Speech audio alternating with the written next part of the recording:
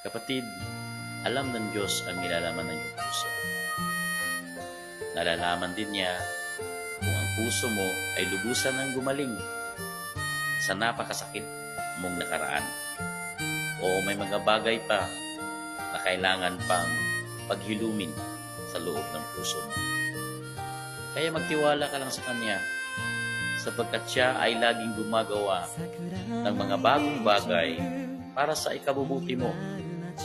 Ang Diyos natin ay hindi bulag na hindi nakakakita sa iyo, at hindi din Siya bingi na hindi naririnig ang mga dasal mo.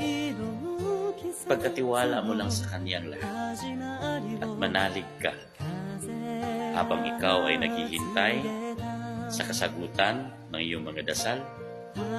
Panatilihin mo ang iyong sarili sa pagpapakabanal at lumapit ka sa Kanya ng buong puso at sa iyong paghihintay. Kinakailangan mo, kapatid, ang pasensya na may pagmamahal.